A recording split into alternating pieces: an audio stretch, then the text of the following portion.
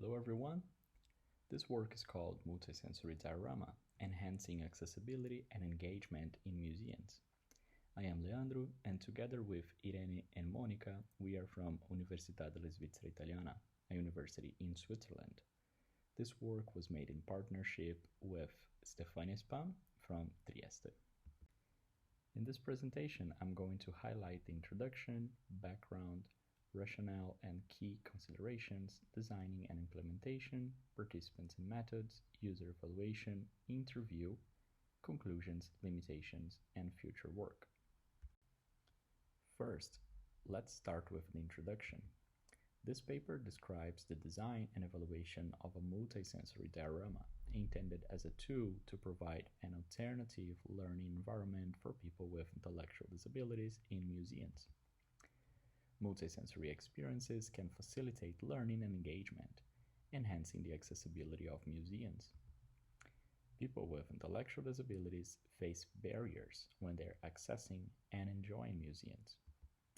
Also, informal learning can adapt museum content to reduce complexity of information and the lack of inclusive interpretation.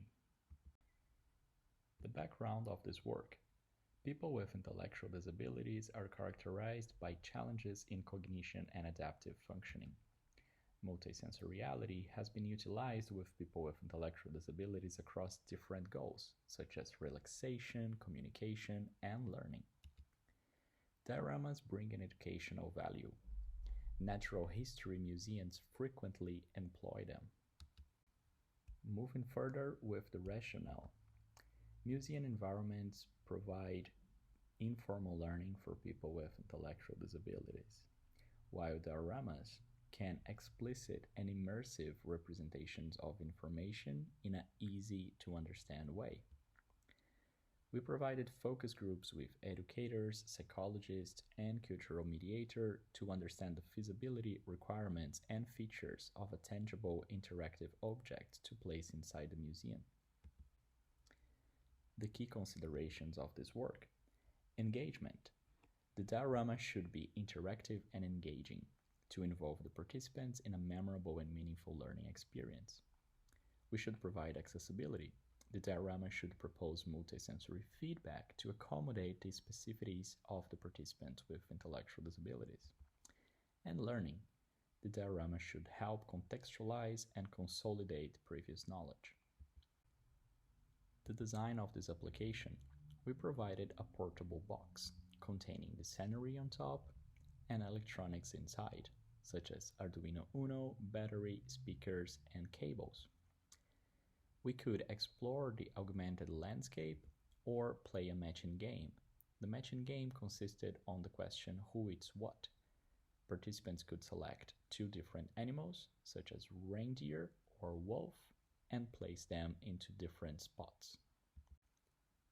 To implement that, we prepared fan, photoresistors, and textures where participants could touch with and interact with the scenery.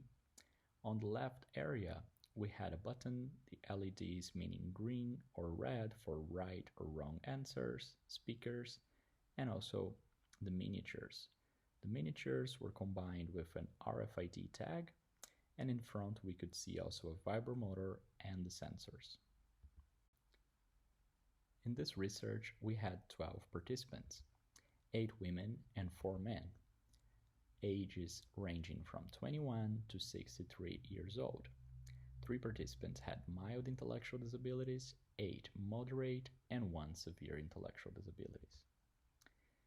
We made this work together with ANFAS Trieste, a support center, and also the Trieste Natural History Museum. This was conducted in one research session during 1 week, but actually the work took several months to be prepared and organized. The method. We made first a collective tour in the museum room, understanding the wolf and reindeer content and reminding what they already know.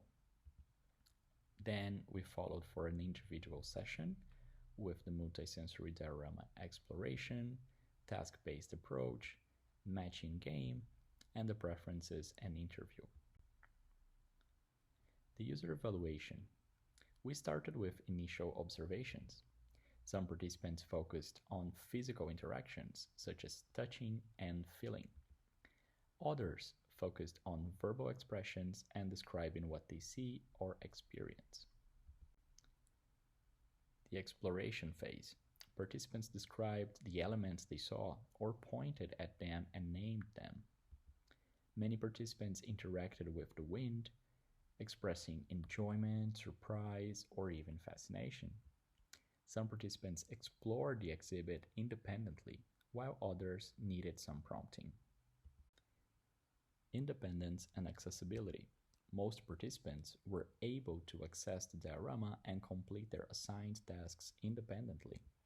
Some participants required different levels of assistance to complete the game. Understanding and learning. Participants showed a good understanding of the feedback provided in the game, either through sound or light. Some participants found the light feedback more immediate and noticeable than the sound feedback. The vibration was the least noticeable feedback form. The gaming experience. Most participants demonstrated an understanding of right and wrong answers by saying out loud what was going to happen, before waiting for the matching game feedback. P3 explained the gaming experience. I don't know if it was correct, but I wanted to try. The light told me it was right. Emotions and engagement. Participants exhibited a range of emotions during gameplay, such as enthusiasm, excitement, surprise, smiles, and curiosity. Preferences. Participants chose between familiar alternatives, choosing what they would prefer to use to learn about the museum content. They had 3 high-tech solutions: museum app, augmented reality application, and the multisensory diorama, and 2 low-tech, the printed easy-to-read text and AAC pictograms. The multisensory diorama was between the favorite alternatives of 2/3 of the participants, 66% of them. Interview after individual session. All participants described the box and the animals. Many participants mentioned lights. Some participants also reported hearing animal sounds, such as the wolf howling. Several participants described feeling the wind, and overall, participants appeared engaged and enjoyed interacting with this game. Limitations of this work. The noise inside the museum was one of them, disturbing the audio feedback experience from our participants. The museum hall with stimuli everywhere, participants could see also other animals around them.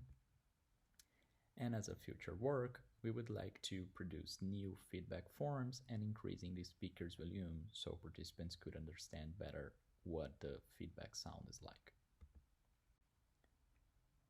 Conclusions of this work. The multisensory diorama was an innovative and inclusive way for people with intellectual disabilities to learn about the museum content. It provided participants with multisensory experiences that allow for interactive and fun informal learning. And the multisensory diorama successfully engaged participants, making it a promising approach for enhancing learning experiences. Here are the references used during this presentation. I would like to thank you for your time and apologize that unfortunately I cannot be with you in New York. So please send me any questions or refer to the paper for more information. It will be a pleasure to talk with you.